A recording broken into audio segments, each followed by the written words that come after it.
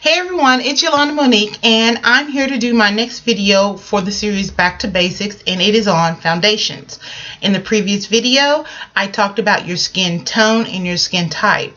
This video, I'm going to go through the different foundations that I have, why I have them, and what's unique or is unique to each foundation.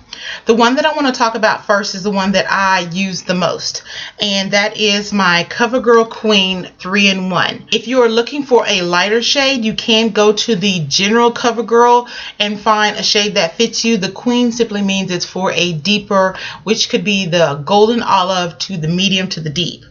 This foundation has a pump, which I think is a gorgeous thing, and all drugstore foundations should have them. The color again that I have is Almond Glow. It is a foundation, it is primer, and it's powder in one. It's medium to full coverage, which is amazing for someone who has hyperpigmentation such as myself. It does cover, it has SPF, 3 pumps, and I'm there. So the one thing that I do want to point out about this foundation is that when you get to the bottom, you will have to, I can't say that you'll have to, I actually have to flip it over and kind of shake it out like a regular foundation, because the foundation's pump creates a well. See that little stick? It creates a well, and you'll get the foundation in the center, but there's still some that's around the sides of it. So what I have to do is then turn it upside down and shake it out to get the remaining foundation. If not, you're going to leave a lot of good product inside. So that is my only con, which is this is the one I'm almost out of, but you can see how there it looks empty. So I have to turn it upside down, shake it out onto my hand. Now here is the foundation. I tried this earlier and it didn't record. As you can see, it's a neutral foundation. It has a matte finish, and this is a pump on my hand. This currently is my foundation shade because of the summer. I'm a little warmer. The next foundation that I want to talk about is the Maybelline Superstay. This is the thickest out of all of my foundations. It does not have a pump. It's the type you have to shake it out of. You can see it's a warm shade, and here it is right here. See how yellow that is? So it's very warm on me. The color that I have is caramel or caramel, depending on how you want to pronounce it. This foundation is heat resistant and transfer resistant, which means that I can hug you and there's less likely a chance of my foundation being on you. It's still going to be there, but not as bad, and sometimes not at all, depending on how you set it. Heat resistant. I do work out in the gym with this, and I can come back home and the foundation will still be on my face. So I really do like that about it. It's oil free and it doesn't clog your pores. So that is something that I absolutely love about this foundation. I tend to mix this with my CoverGirl one to get the look that I want, simply because right now it's so yellow. The next foundation that I have is, this one is L'Oreal True Match, and I am W8, which is Cream Cafe. Again, this is going to be more like my fall winter shade. Again, it doesn't have a pump, which I really hate. This is the shade right here.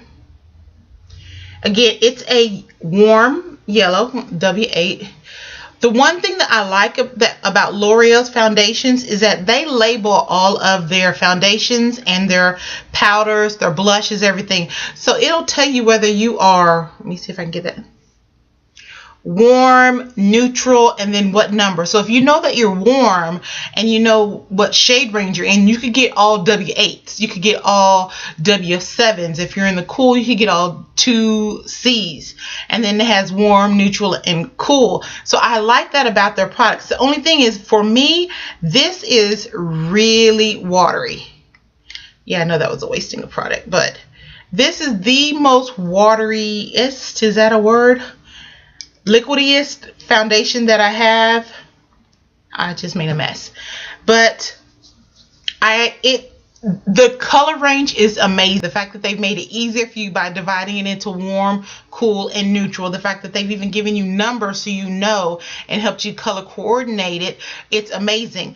The coverage for this foundation is more along the medium. You can sheer it out, and you can sheer it out if you need to. Building it up is the problem. When I build it up, I get cakey.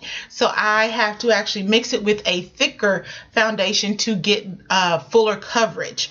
But if I want it to be a natural finish, which this has, but I want to do a natural look, I simply use this. But I do love L'Oreal for the fact that they do make it easy for anyone who's trying to find foundation. Now, the next foundation is, I don't know why I didn't do it earlier, is the Maybelline Fit Me Stick Foundation. And it has a shine-free core. I don't know if you can see that core. The color that I have is Cappuccino number 340. This is the stick. And there it is.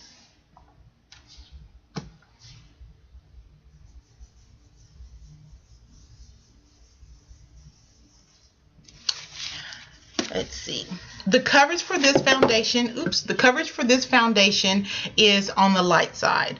They say it's light to medium. When I build it up to medium or try to pull it to the medium part, it doesn't get cakey, but it just looks nasty. If you have clear skin, little to no blemishes, you're going to like this foundation because, again, it's light coverage. It is definitely for someone who is normal or combination. If you are dry, you're not going to like this foundation. If you're oily, you're not going to like this foundation. The dry, because it's going to dry you out even more. Oily, because it does not give you the coverage that you want. You want something that's going to not make you shiny within 2 hours, and this will. But if you are normal or combination with very little blemishes, you're going to like the foundation. The coverage on me, like I said, I have oily skin. It lasted 2 hours. It lasted 2 hours with a powder. And it started to show right around the T-zone, and then it just blossomed from there. It went all through the whole face. There are mixed reviews on it, so check it out on the YT, see what you think. The next foundation from the drugstore that I have is Revlon. This is my old standby, which is Revlon Color Stay. Revlon Color Stay line has two branches. One of them is the combination oily. The other one is the normal to dry. Of course, I fall in combination oily. The color is 400 Caramel. Here, it's like a yellowish tint. On the normal to dry, it has a slightly darker tint. So be aware of that. So one thing I do like about the Revlon Color Stay is that because they help you figure out whether you have oily, dry, normal, you can go to which line you want. Then you simply have to find the shade. Again, this is Caramel, and I'm going to put this, see, I didn't. Oh, that Maybelline does dry to a powdery consistency. So here is Revlon, and you can see that this one is more of a warm. It's medium coverage. It does take several layers to build it up to full coverage, but it is possible without it looking cakey. You just have to put it on, buff it, let it dry, put it on, buff it, let it dry. It takes a little bit longer for me to do it, but I will get the coverage. It's simply faster with the one it's replaced, which is the CoverGirl Queen. It says that it's transfer resistant. It's not as transfer resistant as the Super Stay, but it does not transfer as badly as other drugstore foundations. It is a favorite for a lot of people because it does what it says it's going to do. I mean, if you are oily and you want a natural semi-matte finish, you're going to get the natural semi-matte finish. That's what I like about this foundation. 24 hours, I've never worn this thing 24 hours. I have fallen asleep with it a few times, but I wasn't looking at myself going, ooh, it's still on. It was more like, okay, let me get this off my face. So I can't confirm the 24-hour claim, but it does last a full work hour for me. I put my makeup on at 6 o'clock. I get home about 6 p.m. So it lasts the whole time. There may be some touch-ups, but overall the foundation does last. The next thing on Revlon is the Revlon Whipped Foundation. There it is. The color that I have is the deepest that it will go, and that is 340 Caramel. It does come with a little cap that you have to pop out, and then there it is, and you can see, unlike the other stuff, it's not going to come out. Even after I dropped it on my dress. Nope, didn't come out. So this is the color. I put way too much.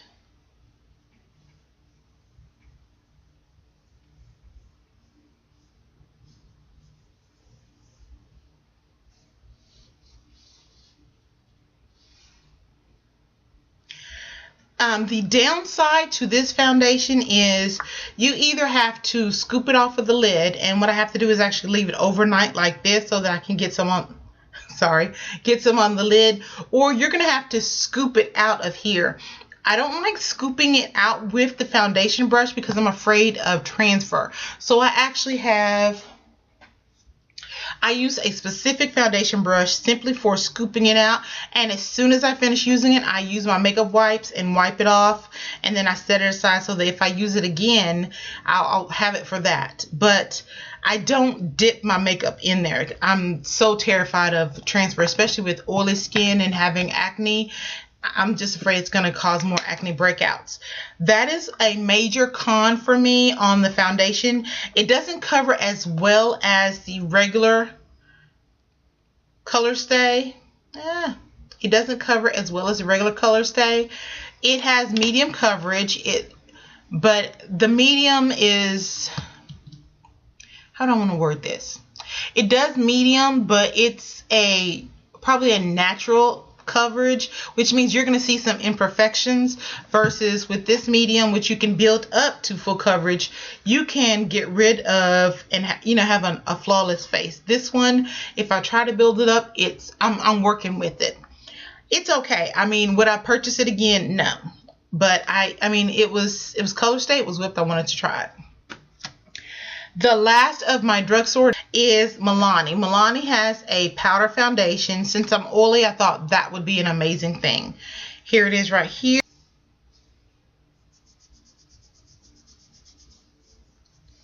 The coverage is medium to full. It can be built, but you tend to get a cake face if you build it up to full.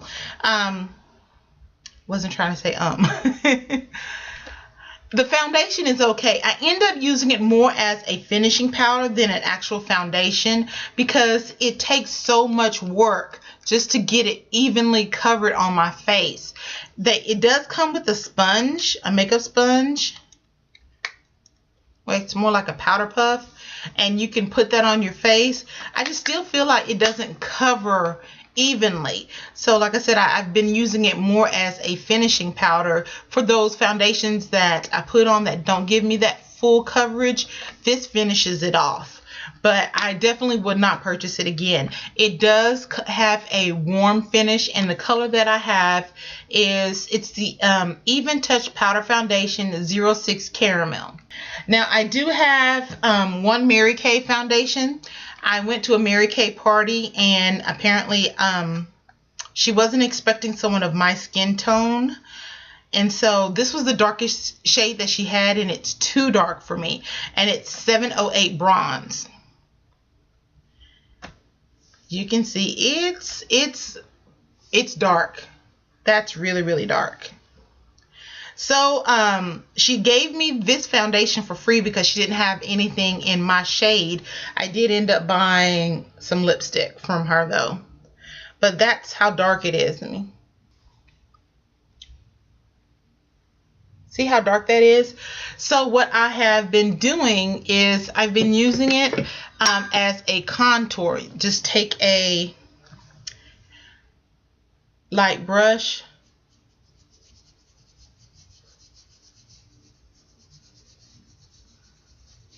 I don't use this one, of course, And then I just give myself a slight contour line, especially trying to get rid of my double chin. Yes, I'm showing you my double chin.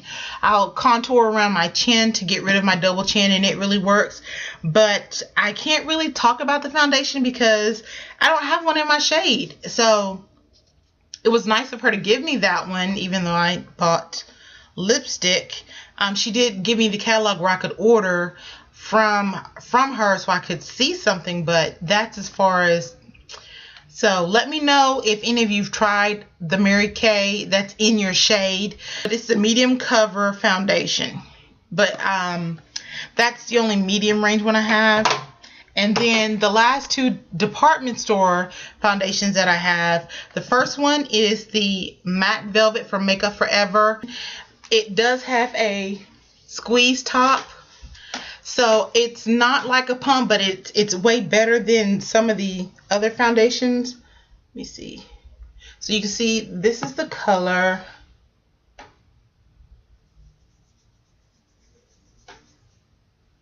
So there you go. And this is number 75.